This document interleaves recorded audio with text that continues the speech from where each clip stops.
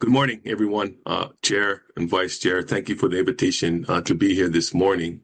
Thank you, Vice Chair, for your introduction. I must be transparent and honest to say that there is no one person that has caused all these changes in Hawaii, but a collaboration of agencies, community leaders to bring about the change that has occurred. But I thank you for that warm introduction. In 2022, I was honored to be appointed by this committee to be a practitioner on the Coordinated Council of the Office of Juvenile Justice. And that was a real honor for me and a real learning experience where I seen all the federal agencies that were part of the council and the budgets they had for Native communities or Native Americans and Native Alaskans and Native Hawaiians. And what was amazing to me that most of them or all of them were working in silos. And it was an interesting point for me in trying to figure out how do we get the coordinated council at that time to create a more coordinated effort on their funding to improve the systems or the justice systems or family plights on the reservations and in Alaska, etc.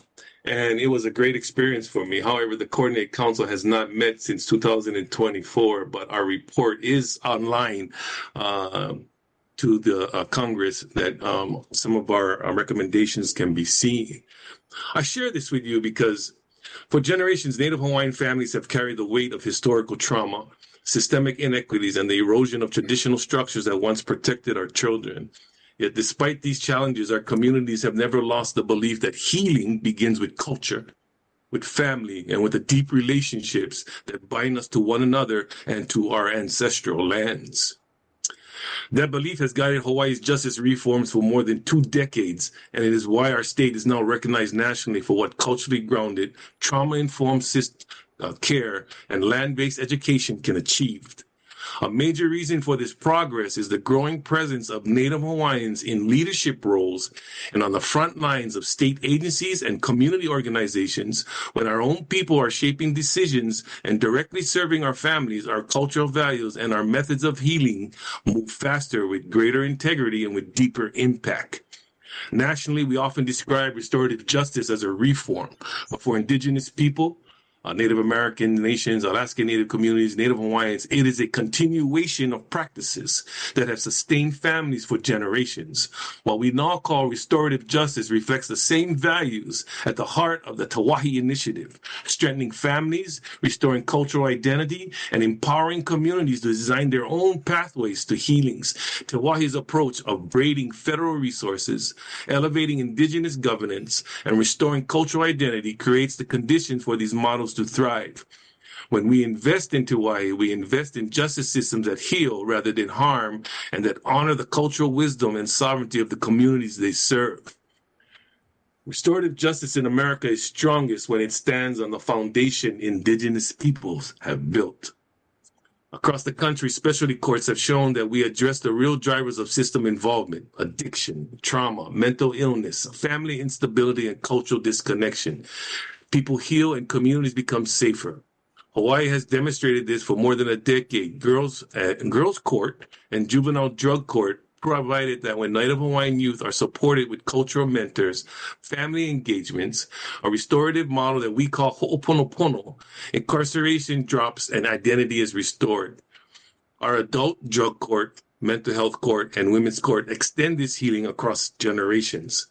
Native Hawaiian women remain among the most overrepresented and least visible in our systems, which makes this work urgent. Hawaii cultural-based courts are the next step. They formalize what already works by rooting justice in culture, ohana, and healing. This direction aligns with the Tauahi Initiative and with the federal trust responsibility to support the well-being and cultural survival of Indigenous people. Hawaii cultural-based courts offer a proven, culturally grounded model that strengthens families and reduces incarceration. And even with our local successes, Native Hawaiian women and children still face structural barriers that no state innovation can fix. The most significant is the lack of consistent, accurate federal data.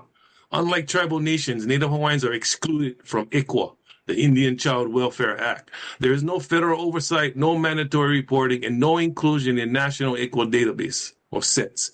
As a result, Native Hawaiian children one of the largest indigenous populations in the country, remain invisible in the very systems meant to protect indigenous families. This is why Titles 2 and 3 of the bill are so critical. They correct decades of erasure by ensuring Native American, Alaskan Native, and Native Hawaiian children are accurately counted and that research on Native families is culturally grounded and actionable. Section 304 is equally essential. It directs a federal study on tribal capacity, and Native Hawaiian organization must be explicitly included. Our cultural practitioners delivering land-based healing, ho'oponopono, and family-centered interventions, yet they are often shut out of federal resources because of administrative barriers. This work aligns with the Tiwahi Initiative, which strengthens family systems, restores cultural identity, and empowers indigenous communities to lead. Title 2 and 3 make indigenous families visible. Section 304 ensures indigenous organizations are supported, and Tiwahi provides a framework for indigenous communities, including Native Hawaiians, to thrive. Together, these provisions create the conditions for indigenous families to thrive on their own terms. Without explicit inclusion of Native Hawaiians in Section 3 and 4, we risk repeating the very patterns of exclusion this bill seeks to correct.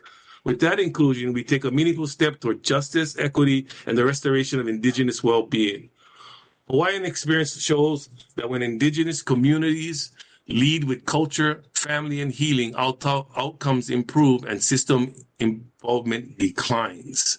Including Native Hawaiians in Tiwahi will not only strengthen our families, it will provide a proven model that can uplift tribal communities nationwide.